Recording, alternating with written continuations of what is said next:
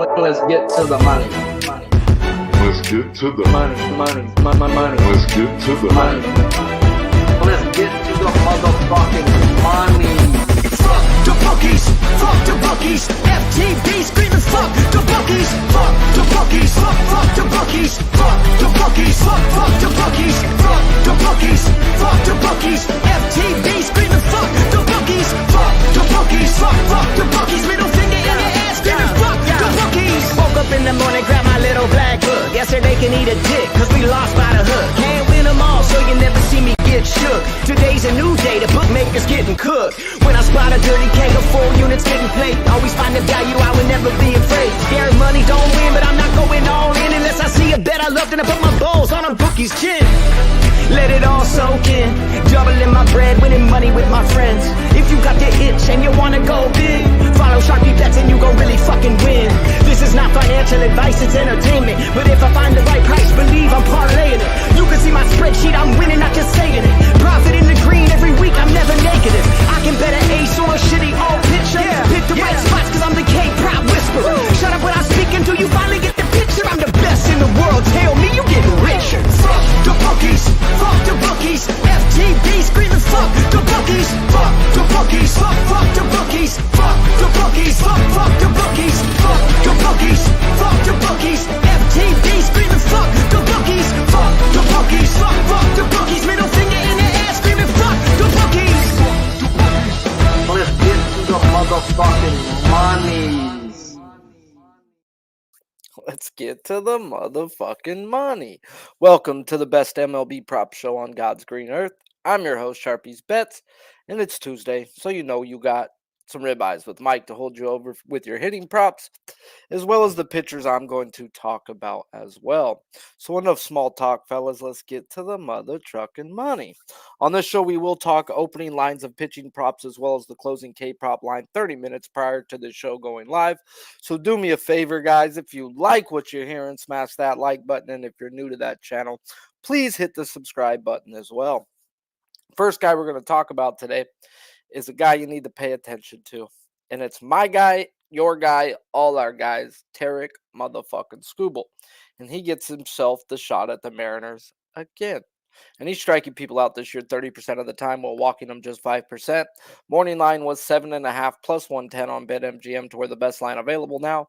To that 7.5 is minus 115, still at BetMGM. Pitching outs 18.5 minus 135 juice to the over, whereas earned runs are at a 1.5 minus 175 juice to the over as well. Projected lineup is 9 righties and 0 lefties. Skubal gets the Mariners, guys, on a back-to-back. And we got the books playing their hoe games.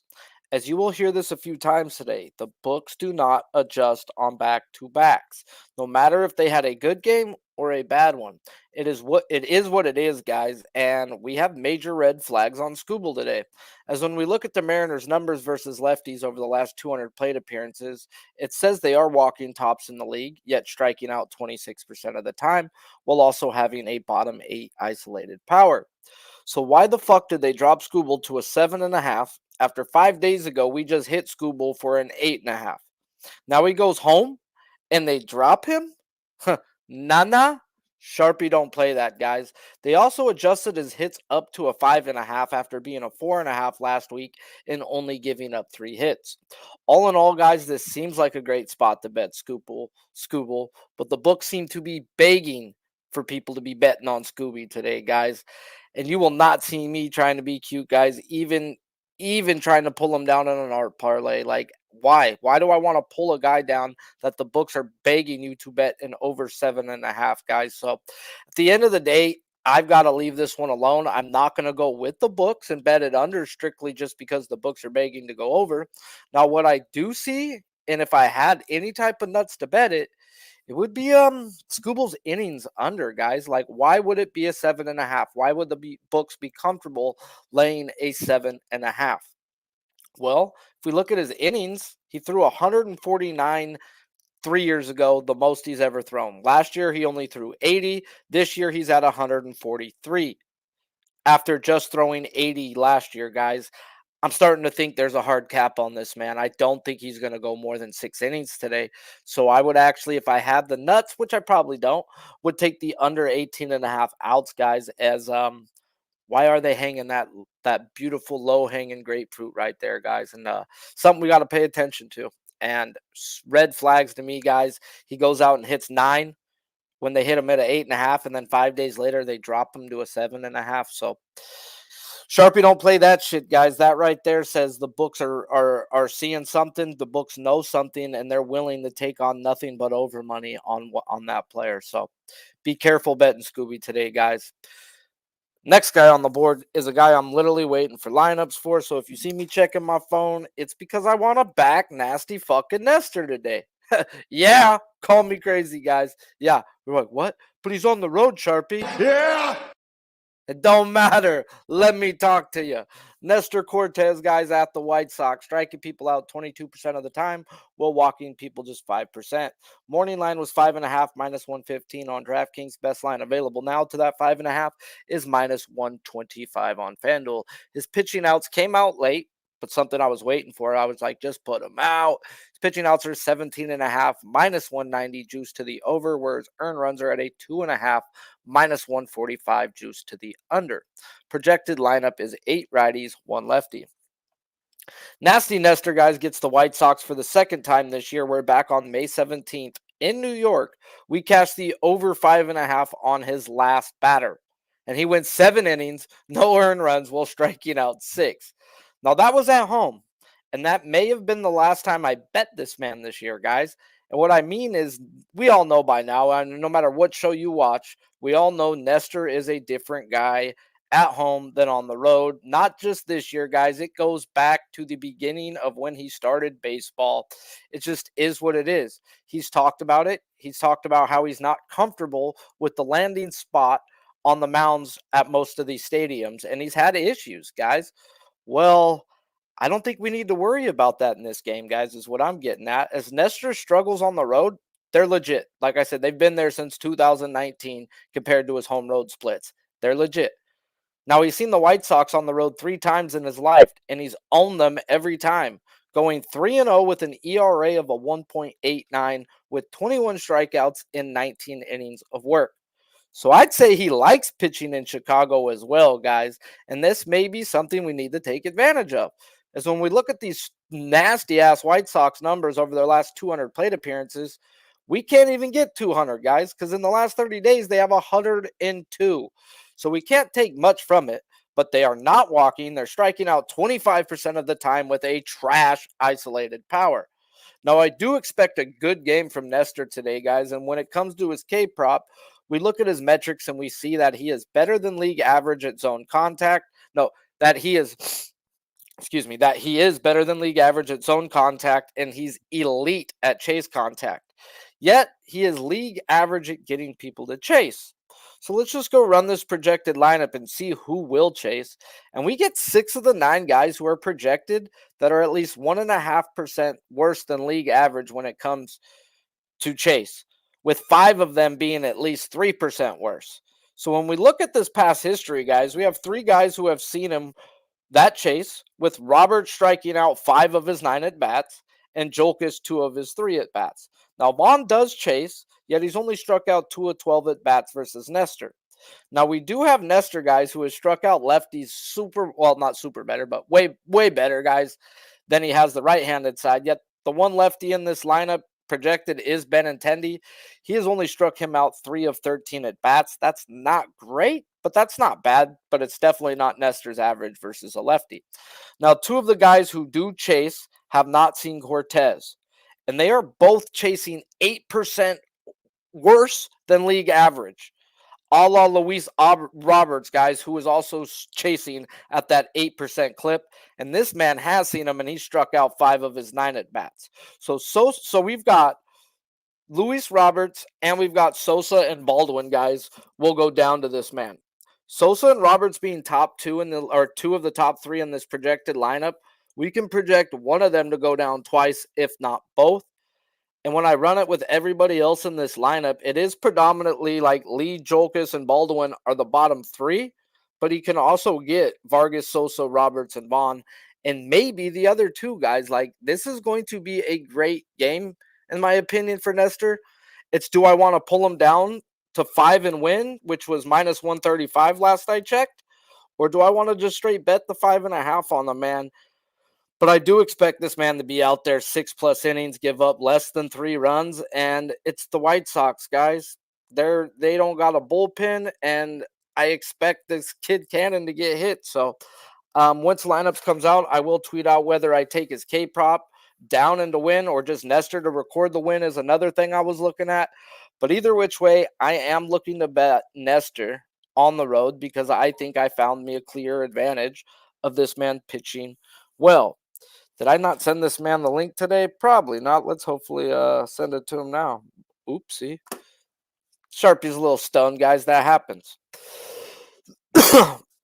So far, guys, we talked Tarek Skubal, guys. Just a super red trap right now on his line being a 7.5 after he just hit an 8.5 last week.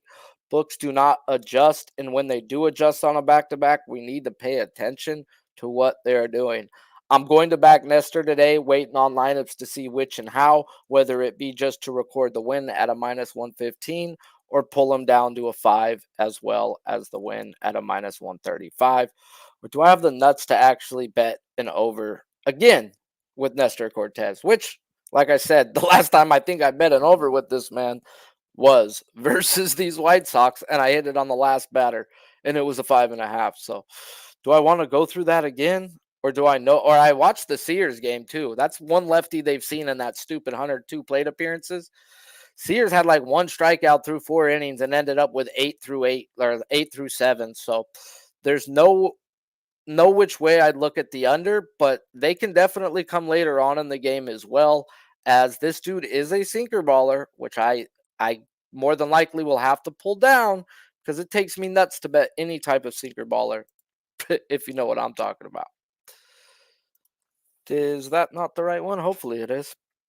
Hopefully we get Mikey Mike coming and I didn't send him the wrong one. But yeah, Sharpie may got a little too high today. Next guy on the board we are going to talk about is Michael King versus the Pirates, and he's striking people out 28% of the time while walking people 9%. Morning line 6.5 minus 190 on MGM, 7.5 at plus 122 on FanDuel. Now, 30 minutes prior to this show, we have 7+ at a minus 165 on MGM or 8+ at plus 104 on FanDuel. Pitching outs 18.5 minus 225 to the under. His earned runs are at a 1.5 minus 140 to the over. Projected lineup is 6 righties, 3 lefties. I got cotton mouth like a motherfucker. Excuse me. Let's talk us King right quick. Now we started the day, guys, talking about how the books do not adjust on a back-to-back, and when they do, we need to pay attention. Now we have the books fucking with a back-to-back, and we get King, guys, who last week was a 6.5. He got blitzed, gave up 4 runs, 5 innings, yet had 7 strikeouts. Now we get the same outs, same hits, yet they drop his strikeouts up to a 7.5. And if it wasn't a back-to-back, guys, I would get it, as the Pirates over the last 15 days versus right-handed pitching are bad. They're not walking, striking out 26% of the time, and having a bottom 5 isolated power. So the books are saying, guys, he's going to go out there and smack today. Or was the 6.5 last week to a Pittsburgh team who wasn't striking out, and now that they are in the numbers, they adjusted to that? This is a puzzle, fellas, and when I ran the lineup last week, I didn't want nothing to do with it, as I have been looking at Chase with this man. And then when I looked at his metrics today, it seems to be the wrong thing to be looking at, as he is above league average in chase, yet he is 1% below league average in chase contact. So now last week, guys, I ran the lineup for Chase. So let's just go look at it right now for this projected lineup with Chase contact. And this is definitely in King's favor. And being at home is definitely in King's favor, as King's striking people out at a 33% clip at home compared to 24% on the road. As well, guys, as we have 6 of the 9 guys in this projected lineup who are worse than league average when it comes to chase contact. So I go back and I look through his last 10 games, guys, and I look at who has he played that is bad in chase contact. He has played 5 teams, guys, that are technically in the bottom 5 and that are bad in chase contact. He is 2-3 to the over, but yet when he's at home, like I said, guys, big difference when this guy is at home. He is 2-1 to the over, averaging 9.3 strikeouts a game when he's faced a team with a lineup of 2/3 or more that is bad at chase contact. So, at the end of the day, guys, the books bumped him up on a back-to-back, and I get it. So, once lineups come out, if this is the lineups, I will be betting King for a half a unit. I probably won't go a full, as it is what it is. Life's a bitch and you marry one. They do not adjust to back-to-backs, and when they do, you need to pay attention. They did it with Skubal. They dropped him. After hitting 9 versus Seattle last week, they dropped him. And I'm telling you, I think there's a hard innings cap on Skubal. And I think the books know that, and the public doesn't know that yet. I'm telling you, they're not going to run that man into a fucking ground when they're 9 games back with a month and a half left. They're not doing it to their prized possession at Skubal, guys. So, books know something.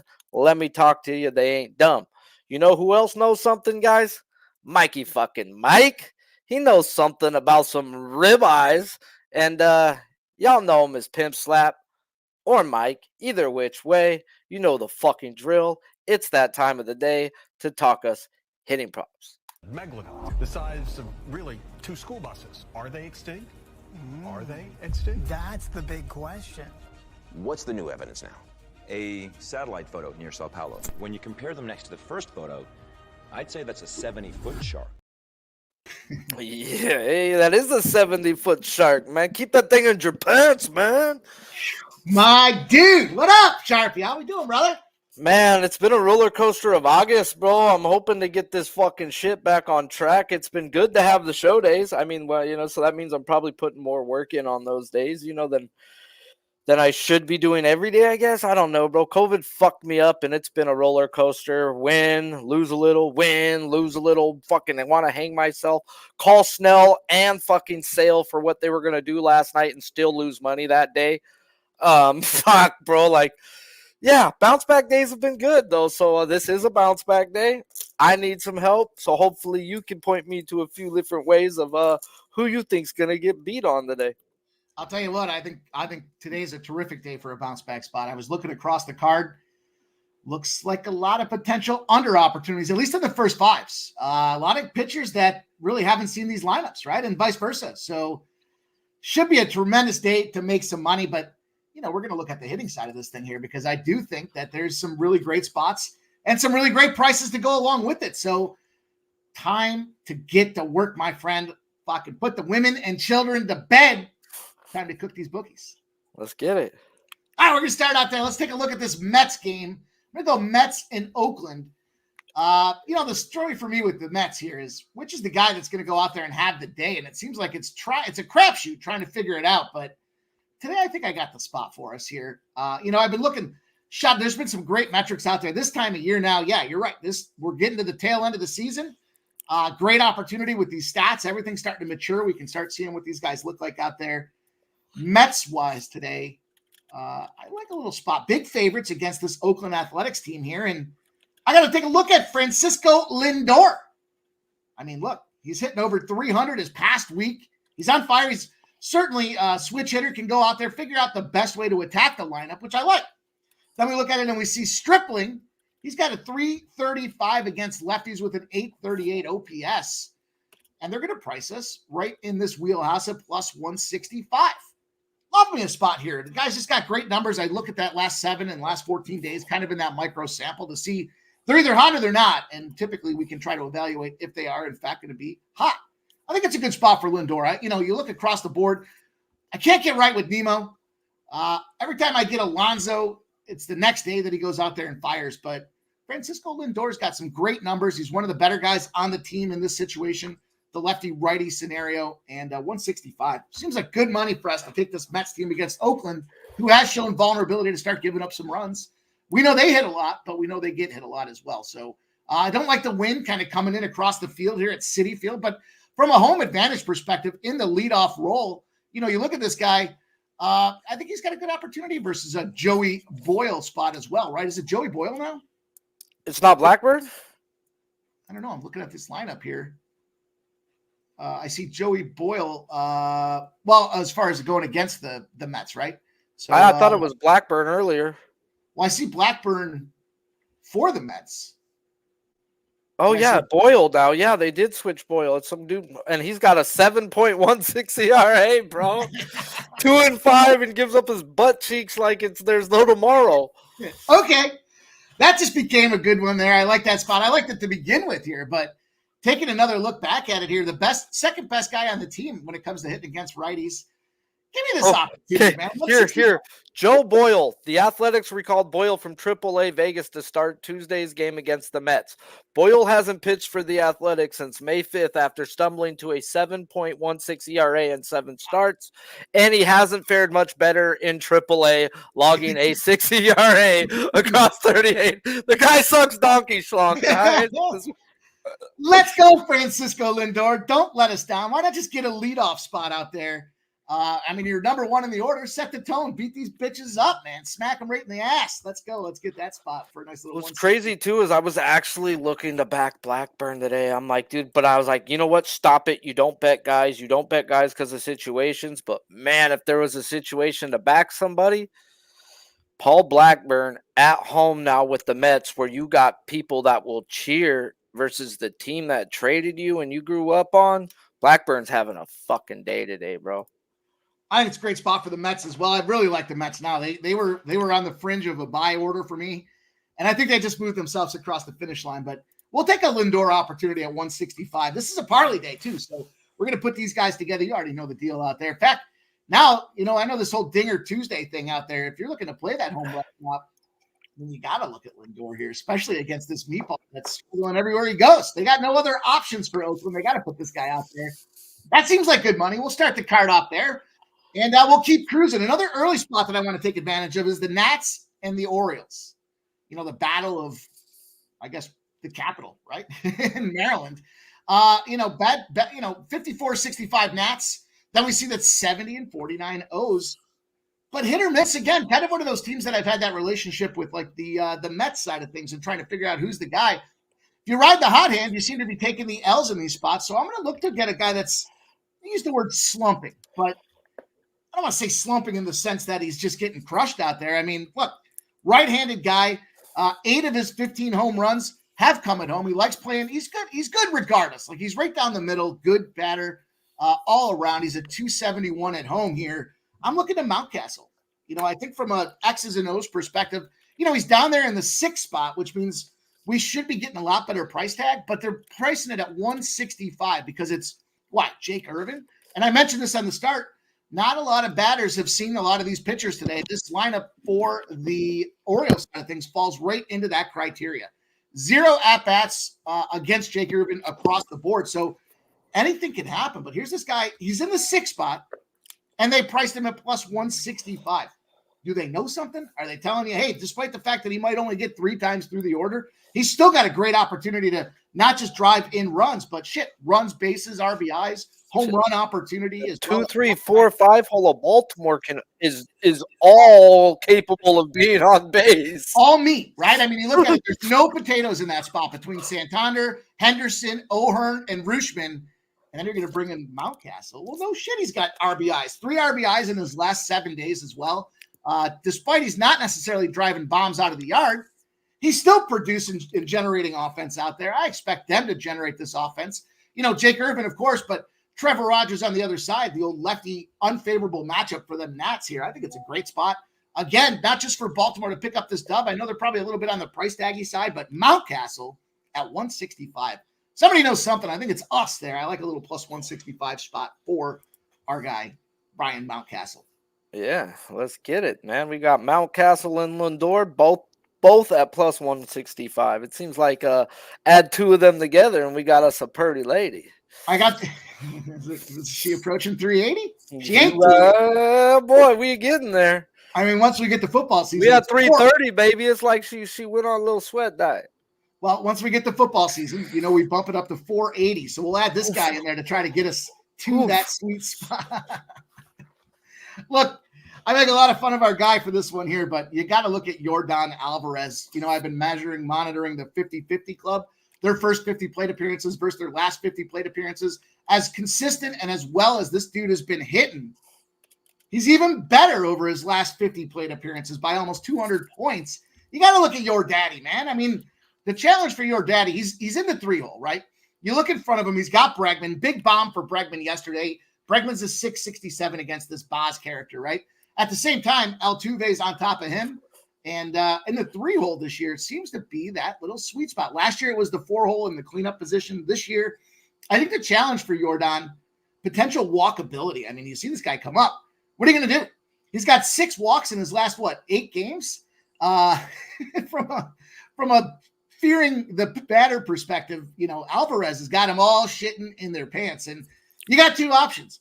You walk him, or you pitch to him and he's going to generate some kind of contact. Now, he's 135, so he's the lower end of the scale for us with this thing here, but he does bumper up to a nice 480 lady for us. And I think he's going to see at least from the starting rotation, he's going to get pitched to at least once. And because he's in that 3 spot, he's got at least 4 at-bats, which means that bullpen should be vulnerable. We got some beautiful hitting conditions here, 8 miles an hour, slightly out to the left. And Tropicana Field, not necessarily known to be the hitter's club, but man, it's fucking hot.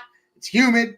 This is all the conditions you want to see for generating offense. By the way, a little spoiler alert for what we're doing with pre-gaming here. Intersecting zeros once again. Tampa Bay, when they're a plus 105 or larger, they are now 14 straight losses at home in those spots out there. So read between the lines. This is a great Astro spot. I think this is a great opportunity for Alvarez to lead the charge again with that lefty against a righty scenario. And then, as if that wasn't good enough here, you see Boz 273 against righties, still a 262 against lefties. So that better number against righties works out well because we have Altuve and Bregman in front of him as righties. So let's take a swing with this guy here. No pun intended. Take a little your daddy to make some action there, plus 135. And we got a moonshot. Not really a big moonshot, but I don't understand this line. I'm going to roll on down. I'm going to look at this Cleveland Guardian spot. We were on the Guardians yesterday. It was a nice little bagger there at the end. I mean, they were down early. It was all the emotional roller coaster. Down 3-0. The bat started firing again. They get that 8-run lead that 8 runs on the board. They let them tie it back up, but they finish strong again because that's who Cleveland is right now. Best team in baseball. And they got a lot of great hitters, no doubt, on the squad. But as you're looking at price tags and trying to find some opportunities here, man, I'm going to Stevie Kwan. He's got himself a plus 225. He's the best hitter on the team at home. He's at 339. He's the best hitter on the team against righties. He's at 308. Assad's good versus lefties with a 217 versus that 268. But for some reason, maybe Cleveland knows something. It looks like despite the fact that Assad's got that 217 against lefties, they're still rolling 6 lefties out there plus a switch hitter, 7 of their 9 guys in the lineup. They're not scared about this guy being decent against the lefties. And then we look at this guy, Kwan, 11 RBIs versus lefties, 25 versus righties. What makes sense about those numbers is he's got 111 at-bats against lefties. He's got 260 against righties. You put those two together, he's just a good, consistent guy to go out there and take a swing with that. Plus 225. The best part about this one, I was looking across the board for his best months for RBIs. The month of June, he had 12 RBIs. He rolls into July. He only puts up a 6-pack, right? I say only. I mean, guy's still killing it. He's still out there stomping and taking names. But you look at what's going on in the month of August. He's already got 6 in the month of August, so he's definitely back on track for that June 12 number. Maybe this is his better month behind it. He's got 4 in his last 7 days. Out here against this opportunity, I'm going to take me a little plus 225 swing. I think that is a calculated, educated, informed decision to try to make this thing plus 225. All these numbers scream this guy's going to generate some offense today. The only challenge is going to be, does Assad go out there and shut everybody down? That big lefty lineup for Cleveland to me says he might be vulnerable. Cleveland might be knowing something here. Their scouts might be onto it here. And at 225, fucking A, right. Give me a little action there with that guy. I think my computer might have froze on me. No, you're good. I see it. No, it won't let me freaking switch to that. So I can't even click over onto the streamer. Hey, I'm back. Now I click on the streamer. But yeah, I was actually trying to look shit up on Assad because me and Noli were talking about him the other day, and he's right at his innings limit, yet he's never started. He's always been a reliever. So he's like, bro, I'm worried about this kid's second half. And if you look at him, the guy hasn't gone but over 5 innings. I think two games in his last 9. So the kid is definitely falling apart. So I think he's actually gettable right now. That's what, and they're putting all those lefties out there showing no fear about it. To me, They do that with everybody, bro. That's Cleveland, bro. They are so lefty dominant heavy that you're even gonna get 2-3 lefties when you face a left-handed pitcher, bro. Like they're so left-handed dominant. They're not gonna sit Quan and they're not gonna sit Naylor. Those are 2 guaranteed left-handed bats versus a lefty. They're your top 4 bats. And something I learned on Quan too is they asked Quan to swing and miss more this year. We want you swinging for power. We want more power. So they're like, your hand-eye coordination is so good that if you miss some balls, the ones you make, you're going to drive. All of his slugging and shit, home run, everything is up this year, as well as his strikeouts are down. Your strikeouts are supposed to go up when you swing for power. This dude's strikeouts have gone down, and he was already elite. So that was just an absurd thing that I watched on him, and I was just like, this dude is the best hitter. Everyone talks Luis Arias. No, Steven Kwan is the best hitter in baseball, hands down, in my opinion. So, yeah, I like that kid.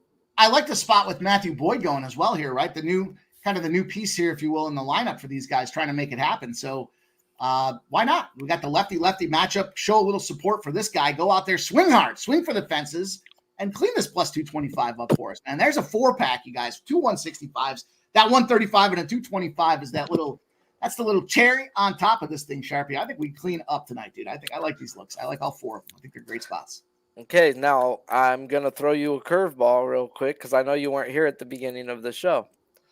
Do you think Nestor Cortez gets beat up on today? Whew. I'll tell you this. Yesterday, I was on the White Sox first 5, just a small, but it was hard for me to rightfully give that out to anybody and everybody. But bounce back spots there. When you're a huge favorite and you lose by 6 or more runs, I think this is the first time I believe it's happened in like 15 years where they've gotten that huge monstrous loss by over that 6-run spot. The bounce back numbers show 6-1, right? So, or I'm sorry, 27-1. When these favorites do lose in that spot where they were a 300 or greater favorite, they do bounce back 27-1. Now, I'm not entirely sold on this Yankees pitching staff whatsoever. I mean, look, top to bottom, they were kind of nursing things along, trying to get to this, Garrett Cole situation coming back. And he's been kind of hit or miss, Now, granted, he's just kind of getting going. So the benefit they've got there is his arm is fresh. He should be able to kind of surprise people when everybody else starts to slug off there if you manage that timing appropriately. It looks good. Then you look across the board, though, for Nestor. There's some soft spots there. Benintendi is one of those guys that probably gets him. And Andrew Vaughn, for sure, with a 250 out there against this guy as well. The lefty advantage, I think Nestor gets touched up today. I don't know. I didn't see the beginning of the show, but I think I think he's vulnerable here. Most people, everybody's going to say that because also his ERA is really bad on the road. It's in Chicago. Well, I looked at how this guy pitches in Chicago. And if you know why he's bad on the road, it's because he complains about his landing spot on the mound. New York babies him and they take care of it and they do what he wants. This dude is 3-0 with a 1.89 ERA in Chicago. Dude likes pitching in Chicago. So my crazy ass is going to be on that fucking Nestor to get the win or pull them down for 5 strikeouts and the Yankees win. And you telling me that bounce back spot just makes my heart grow even more. Yeah, I mean, something I didn't even look at. Now that I hear that, I think to myself, Yankees. What are we looking at for a Yankees opportunity? I think, and then they get this kid pitching. Like, I'm like, oh, man. And then you look at from a Yankees, their team total over should be in play here. I see the numbers now over 5.5, and the Yankees win is still priced at -115. So, Soto's the guy yesterday. I always talk with C-Mac about this. If I miss a guy the one day, it seems like the following day they blow up. And I had Soto yesterday was the guy that I wanted to get involved with. He didn't get there. It was him or Judge. Judge, of course, gets there. And these guys are priced at -120 now just to get an RBI. So they're getting runs against this White Sox team. Question is, can he slug him down? And hearing that he likes to play there in Chicago and being on the road in that spot, what's not to like? Everything says this is a Yankees opportunity. I just can't see. I can't see the White Sox. They were fortunate to get that spot. They didn't just get it yesterday. I mean, they took it, right? I mean, there's no question. There's a matter of phraseology there. They fucking snatched that thing out there and never looked back behind it. Boy, look at that face of fucking Nestor right there, dude. That dirty fucking that dude's gonna dirty Sanchez all of them. He's missing a flavor saver to be able to keep that thing for the next day, but at the same time, he's got things rolling, man. And then you look at these home run props. Soto's plus 280. You see Judge is plus 175. They're getting runs today, this Yankees team. I might get into that first 5 team total over as well. That seems like a nice little play to get involved with. It's probably going to be 3.5. I know we're hitting and we're hitting and pitching here, but there's got to be some opportunities to take advantage of these soft spots in these lineups here. And let's see here. Team total for the Yankees, first 5. Of course, I can't find it on the fly. First 5 over 2.5 is still minus 140. First 3 Yankees over 1.5 is minus 125. And they're suggesting they're going to go out there and ball. And if they do, that should be enough motivation for Nestor to pick his shit up and pitch a decent game. I mean, when you see the bats are flying, you're not so concerned about maybe a bad pitch here and there because you know your team's going to be there to back you up. That confidence should lead to control and command and being able to go out there and mow these fuckers down. So this is a big Yankee spot today. I think it is too. I think it is too. All right, bro. As always, I appreciate you. You come here, you drop down some knowledge. You make me feel a little better about what I want to bet. And let them know what you do every day on your channel, bro, as it is growing. It is freaking pulling a lot of people. And if you ain't watching it, you should be. Yeah, man. I appreciate that, Sharpie. We're running and gunning right now. We got big things popping on the horizon. Football season, basketball season, hockey season. But we're in season right now. This month of August has been fantastic for baseball. We've been crushing the Saturday live streams, and I'm excited because tonight we got a special little treat for everybody. We're going to roll out there and do this Dana White Contender Series. So season 8, episode 1 starts tonight. We're going to roll live at 6:45. We're going to give you guys not just Dana White Contender Series. We got Major League Baseball. We got the dudes rolling in again, your best live teams, ready to go. And then, of course, on top of that, we got League Cup for some soccer action too. So I've already seen some of the plays the guys have been sending back and forth. We got some great bombs in Dana White Contender Series. We got some great bombs across the card. Speaking of bombs, Sharpie, now that you talk about this Nestor spot, one thing I just looked at here, if you take the Yankees minus 1.5 and Nestor 6+ strikeouts, it's plus 162 right now. Plus 162 on the minus 1.5 and 6+ Ks. For nasty. I'm waiting on the lineup to make sure because right now I have him for 6 or 7, and my sorry ass will pull him down to 5 to be super safe. But 5 and win was minus 135, not run line, win. Just win. Just win, and that's what I'm looking at. Or Nestor to record the win at minus 115. Dude, I had I had thought yesterday, right? So I had him to get the win, and then I had Arizona. I had him parlayed with his over 6.5. Ks and the Diamondbacks. It was like a plus 140 or something like that. And through the first 5 innings, they're losing, but he comes back out there. He goes another one for us. He picks up the K prop. He gets the lead. They take him out, and then they end up winning that game at the end of it as well. It was fucking glorious. I had one of them days where I wanted to hang myself. I told my guys that Sale and Snell are both getting 10+. Made money off of that, but ended up having a losing day because Valdez gets pulled out 1 out short. Yeah. Malley gets pulled out 1 out short. And it was just, and then Abbott hooks me on a strikeout because this umpire fucking cucked me on 3 different batters, bro. In the first inning, I texted my group. I'm like, we're fucked. Yeah. If he's going to call strike 1 or 2 on these guys, that is not a strike. They open up and just swing at everything. And you can't have that when you're on and under, man. And as disgusting as it was, I got brutally hurt on the second to last batter of the 7th inning. That's how I lost. Ugh. 7 fucking innings for this guy to cook me.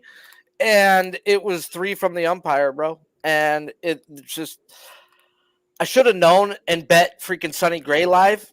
Because if he's doing it for one, he's going to do it for the other. And Gray had like a 10-pack. So I was like, fuck, dude. Oh, well. Dude, I had Kettle Marte for the last leg of like a 6-leg parlay. Oh, and he got pulled out. He gets 1. And I know some of the guys are talking about it saying, he was hurt. And I was like, well, he's back. maybe that's okay. But they didn't want to aggravate it. He kind of twisted that ankle again or something, and they yanked him out. So literally the last leg, everything had cashed except for fucking Marte, and I didn't even have him to get the RBI. Actually, I just had him to get a hit. And I was like, man, he can get a hit. If he's hurt, he only goes 2 or he only went 1, and it didn't cash. So I was a little disappointed. I mean, it's a long shot, anyways, but you want to cash them all. Fuck it. Even if I'm gonna get all that sweat in there to that last spot, give it to me. And then when they yanked him out, literally right off the gate, I was like, that was how brutal it was yesterday. All my losses were by the last pit, like the last ever. Fuck me on an under like Shota did, bro. In the second inning, just knocked me out the water. Don't make me wait till the last batter on all my guys, and then just get just right down my throat. Like, you're up 5-6 runs, bro. It's 5-run lead, 6-1 in Houston, and he's at 100 pitches. Cannot Valdez go one more fucking batter, coach? Why, really? What's the fucking difference? You've got a 5-run fucking lead, you dirty cuck. Even if they hit a home run, you're up by 3. What are you fucking doing? Breathe. for us. But I get the Malley one because he was on a pitch count and 92 pitches, bro. You should be through 6. Fuck 5, like you bitch. But yeah, bro. Today is get back day. I ain't doing nothing tonight, bro. So send me that link. I'll come kick it with you guys tonight. Oh yeah, man, it's gonna be a lot of fun. It's something we haven't done Tuesdays yet, so we'll see what it looks like. That's why I don't get to kick it with you guys, because I work on the weekends and shit. And now we got a Tuesday. I'm like, Tuesday. Yeah, this is what I can do. We were cocktailing, having a good time on Saturday, and we floated the idea out there, and it seemed like everybody was interested in it. So I will send you the link, my dude. We'll see you later tonight. And good luck with everybody's bets, man. Make sure you hit that thumbs up for my guy Sharpie. 70 feet, baby. Let's go. Go Yankees. Go Yankees. Go Yankees. Megalodon, the size of really 2 school buses. Are they extinct? Are they extinct? That's the big question. What's the new evidence now? A satellite photo near Sao Paulo. When you compare them next to the first photo, I'd say that's a 70-foot shark. 70-foot shark. So far, guys, we've talked 3 pitchers, Tarek Skubal, we've talked Michael King, and as well Nestor Cortez. We are now going to talk us Eduardo Rodriguez. First, the Rockies striking people out last year at a 23% clip while walking people 7.5% of the time. This is his second game back from injury. Morning line 5.5 minus 112. Best line available now, 5.5 minus 120 on FanDuel. Pitching outs 15.5 minus 130 to the under. Earned runs 1.5 minus 145. Juice to the over. Projected lineup is 7 righties, 2 lefties. Now we get Eduardo Rodriguez in his second game of the year after going just 65 pitches in his first game back. And this man didn't take any rehab games. He just had a few simulated games and deemed himself ready to rock. And he went 5.2 innings, gave up 3 runs, and had 1 strikeout. But that was a Cleveland team, guys, who is one son of a bitch to hit and over with, at least when it is betting K-props. And Rodriguez, guys, gets to a gift to all K-prop bettors and a matchup with the Rockies. Is over their last 200 plate appearances versus lefties, they are striking out at an absurd 39% of their at-bats. Yet they do have a top 10 ISO. Yet when I go back through these numbers, guys, most of that ISO has been at home. As the only guy I'd even look to bet on that they've seen on the road has been Kyle Harrison, guys. And it was a second game of a back-to-back, and he racked up 11 strikeouts versus these bums. Gave up only 1 run and went 6.2 innings of work. So most of those freaking hitting numbers, guys, are fraudulent. The K percentage is not. They strike out in thin air. They strike out in regular air. The fact of what I'm getting to is they don't hit guys that are anywhere decent on thin air, in regular air, guys. So going through their numbers, it's really based off of them being in Colorado when they've seen anybody decent. And I'm not saying Kyle Harrison's great. He's decent. He went out there and just murked them. Now, the only thing for me, guys, with him is why I haven't bet the 5.5 is he is on a hard cap of no more than 75 pitches, and you can tell that by his outs being a 15.5. Now, can he hit that in 75? Yeah, because it's the Rockies, But guys, as K-prop bettors, the books already have enough advantages. Why do we need to give them one more by limiting the amount of pitches this guy is going to throw? Now, guys, I may look to pull him down to 5 and hook him up to something, but I cannot look to play him straight up, as I know he was only one game back, but his fastball and slider, which he barely used his slider, was down 1 mile per hour, where his changeup and cutter were where it should have been before the injury. Spin rate on every pitch looked to seem to be all right. Yet on his cutter, guys, he had no horizontal break, when in the past season he had 1.5 inches. And his changeup is technically better if you look at all the metrics of the breaking parts. And his fastball is where it should be. So all in all, guys, he's a 3-pitch pitcher. If they decide to use this slider a little more today, that would be great. But even with his combo, he can murk this team. Fastball, cutter, changeup is his main put away, with the changeup being his main put away pitch, not being a fastball. So we have 2 things in Rodriguez's metrics where we need to look at. He is league average when it comes to zone contact and getting people to chase. Yet if you look at his chase contact, good luck, guys, because that shit is elite. So when I run this projected lineup, guys, we have what seriously can be a monster on his hands, as we have 7 guys who are worse than league average at zone contact, as well as 7 guys worse than league average when it comes to chasing. 5 of them who match up as both. As crazy as this sounds, guys, I do get it if you are on the over, but I do keep track, guys. This is Black Book last year, okay? He was number 60 in the book last year. Guess how many times he was above a 5.5? Once. And that was to plenty of different teams striking out at a high percent clip. What I'm getting at too, guys, is through his career, he has averaged a strikeout per inning. Now we've got to ask this guy to do something that he hasn't done normally throughout his career. Pull him down the 5 if you want to bet him today. Find another piece too, and that's the way I'm looking at it. I may pull him down to 5 in Arizona to win, as I don't think he's going to freaking be out there more than 5 innings, so I don't want to take him for the win, because then I'm risking it. But I do believe Arizona will be able to go to their better pieces of the bullpen. I do think they get to Gomber, as well as I do believe that Eduardo Rodriguez pitches a solid, clean game and gives up less than 2 runs. And maybe that's the way I need to look at it, is take his earned runs under at plus money. Do me a favor, guys. If you like what you're hearing, smash that like button. If you're new to this channel, please hit that subscribe button as well. Kyle Harrison, guys, gets the Braves. And he's striking people out this year 21.5% of the time, while walking people to 7.5%. Morning line 4.5, minus 148 on FanDuel. Best line available to that 4.5 is now minus 145 on MGM.